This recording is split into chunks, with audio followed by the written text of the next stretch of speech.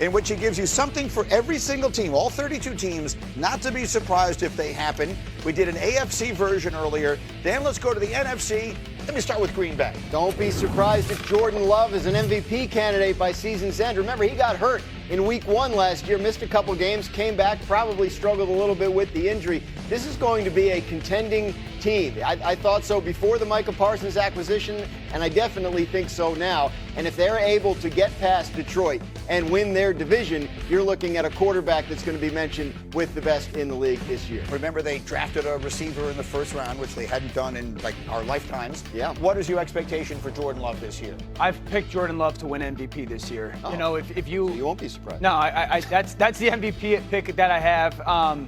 I just think Green Bay's absolutely loaded offensively, and if he can stay healthy, the way that Matt LaFleur's kind of figured out how to run that offense with him, they can throw the ball downfield. They can get the completions underneath.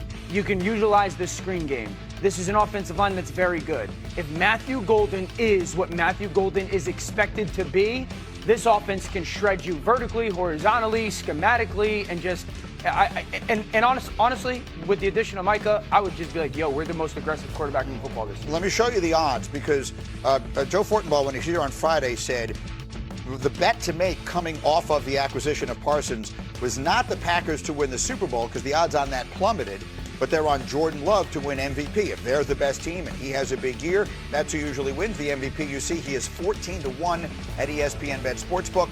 The 5 players ahead of him are Lamar Jackson, Joe Burrow, Josh Allen, Patrick Mahomes, and Jaden Daniels. What do you think of the Packers and their quarterback this year with their new pass rusher? I think if they start fast, I think he'll win MVP. Yeah. That's really been the gist of the problem with Jordan Love over the past couple years. He's been injured, or he starts off, has those interceptions. If he can start off fast with what they have in Green Bay, I think in my opinion, he'll be the MVP. Yeah, I don't know if it's the most talented skill group in the NFL because you have some groups, like specifically to the NFC, A.J. Brown, very much so the Rams. But it could be the most deep. Yeah. Minnesota's high end, but like you're talking, they've got 5 or 6 receivers that are really good players. They've got 2 tight ends that are really good players. I mean, there's just a plethora of people to throw the football to. Yeah. Jacobs is fantastic. And so if Jordan Love takes that really healthy step forward, he should throw for close to 40 touchdowns and well over 4,000 yards. They open at home Sunday with the Lions. What an unbelievable opener. So we'll the Packers are 2.5 point quick. Yeah, Packers are 2.5 point favorite in that game. The people who make the NFL schedule have some idea what they're doing. That's obviously a magnificent game to start with. Okay, our next surprise in the NFC comes from the New York Giants. Don't be surprised if the Giants lead the league in sacks. I don't know if the Giants are going to be a very good team this year, but I think they have a very good defensive front. When you look at Brian Burns, when you look at Dexter Lawrence, when you look at Abdul Carter, who they drafted in the first round this year, Kayvon Thibodeau, who's still that's an incredible rotation of guys that can get after quarterbacks. I think they're going to be pretty tough to play. Dan, I'm looking at your response to this on my notes here that you sent into our producers. I would love you to read what you said to them. I think I said though, right here. Yeah, I mean, if they lead the league in sacks, they'll win the division. Ooh, how about that? Would you care to expand on that thought? Well, if they're leading the league in sacks, that means that they're playing against teams that they have more than a lead on. That's right. And so they're winning a bunch of football games. And if they gather the lead often, this defensive line will hunt. I mean, if you look at the teams that led the NFL in sacks last year, you're talking about the Denver Broncos, the Baltimore Ravens, the Houston Texans, the Vikings. They're all playoff teams, okay? So you lead the NFL in sacks, you're going to be a very good team. Burns, Carter, Dexter Lawrence, those three guys alone are issues one-on-one. I mean, you see it on your screen. They won 3 games last year. The vibes couldn't have been worse. They feel much better right now. D. Wood, are you? I love the question that's on the screen. Yeah. Do you think we're sleeping on the Giants? I think the biggest question, can they play with the lead? That's the thing. If they play with if this offense does anything, with that defense backing it up, I think we're going to be talking late in the year. We'll have a totally different tone. Will it be with Russell, or at some point will it be with the rookie?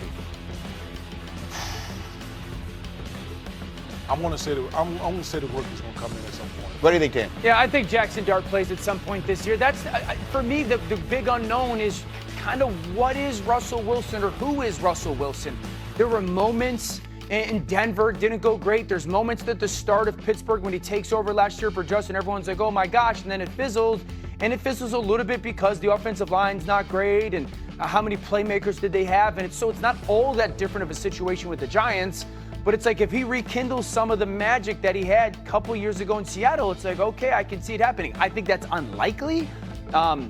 But I do think that they're a little bit more of a nuisance than they were in the years past. That's the definition of, so you're saying there's a chance. Our analytics are giving them a 4% chance to win the division. It's got to be somebody besides the Eagles. That's the rules. Here's what I say.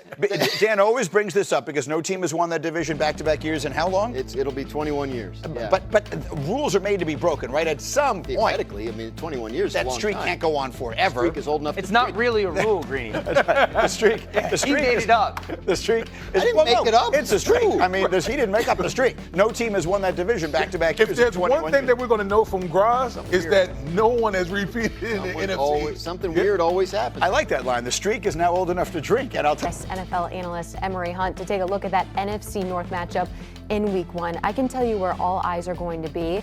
Probably on that Packers' new look defensive line with Micah Parsons coming in, Kenny Clark getting traded to Dallas. He'll be a duo with Rashawn Gary there on the edge in Green Bay. That looks really scary to opposing offenses, right? Absolutely it does, because when you think about the edge, everyone's focusing there, but you look at the interior, Carl Brooks and also Devontae Wyatt, when you have those two guys that are young players that are improving, it makes life easier for those tremendous linebackers that they have in Quay Walker and Edgerrin Cooper, who is an outstanding player, is probably going to be all-pro this season. But when you combine all of those guys together, you have a tremendous front seven. You have Xavier McKinney back there on the back end, who's an outstanding safety. It's almost like an extension of the coach on the field. Their defense should be solid. The only concern I have for Green Bay on that side of the ball is cornerback, because you got rid of Jair Alexander. You got some guys that are there. You're hoping they can step up and rise to the occasion. But if you have the ability to get pressure on the quarterback and you have the type of pressure that they're going to apply with Micah Parsons, it doesn't matter who's back there at cornerback, to put it lightly. But you do have McKinney, who's going to turn the ball over. You do have those guys, the ability to stop the run and pressure the quarterback. This defense changes things, in my opinion, in this division. How does it change it the most? When you take in to Vikings, they'll have we'll call him a rookie quarterback in J.J. McCarthy stepping up. Detroit, I mean, every single piece is back for them aside from their starting center and Frank Ragnow. And then Chicago, kind of a question mark there with first-year head coach Ben Johnson. So how does the defensive line really change things for the Packers and their outlook in their division? You have to really be able to close out games. And if you're able to close out games, you're able to get to the quarterback when you want to. And you have a guy, Micah Parsons, who is now paid and is now motivated because he's kind of heard what was been said